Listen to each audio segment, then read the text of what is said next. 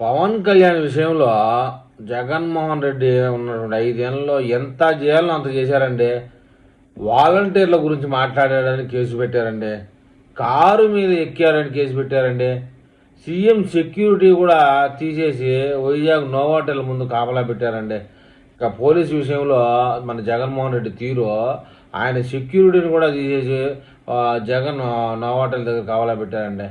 Andhra border దగ్గర state battalion మొత్తం కాపలా పెట్టారండి. సినిమా రిలీజ్ అవుతూ ఉంటే పవన్ కళ్యాణ్ది టికెట్ రేటు తగ్గించమని జీవోలు ఇచ్చారండి. సర్పంచుల దగ్గర నుంచి ఐఏఎస్ ఐపీఎస్ల దాకా సినిమా థియేటర్ల దగ్గర కాపలా పెట్టారండి. మొత్తానికి జగన్ను తన 4వ భార్య అన్నాడని చెప్పేసి కేసు పెట్టారండి మహిళా కమిషన్ దగ్గర.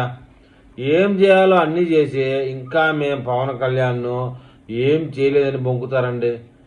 దానికని పవన్ కళ్యాణ్ ఫ్యాన్స్ ఏంట్రా బ్రేడీ ఫుల్, మీరు పవన్ కళ్యాణ్ని ఏ విషయంలో వదలలేదు అని అంటున్నారండి. మీరు పవన్ కళ్యాణ్ని వదిలేయడం కాదురా, మీరు ఏమీ పీకలేరు పవన్ కళ్యాణ్ని. ఒక రెస్పెక్ట్ ఇస్తే పవన్ కళ్యాణ్కి మీ పార్టీ బాగుంటుంది, మీరు బాగుంటుంది చెప్తున్నారండి. ఇప్పటికీ మించిపోయింది ఏమీ లేదండి. జిల్లా కోర్టు నుంచి సుప్రీంకోర్టు దాకా పవన్ కళ్యాణ్ మమ్మల్ని చెప్పుతో కొడతా అన్నాడని చెప్పి కేసు పెట్టుకోండి. ఏ దేనికైనా పోయి జడసేవంతో వేయిస్తారో, రామ్ జెట్మలానీతో కేసు వేయిస్తారో ఛాయిస్ మీదేనని సవాల్ విసురుతున్నారండి. ఎందుకు కొడతా అన్నాడో దేశం మొత్తం తెలుస్తుందని చెప్తున్నారు మరి పవన్ కళ్యాణ్. ఎందుకంటే ఒక్క మాట పవన్ కళ్యాణ్ అనేది లేదు, ఏం లేదు, 100 మాటలండి పవన్ కళ్యాణ్ మీద.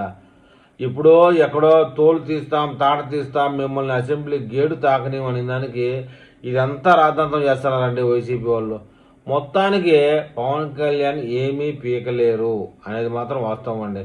మరి ఈ విషయంలో పవన్ కళ్యాణ్ అభిమానులు ఏమని కామెంట్ చేస్తారో చూద్దాం.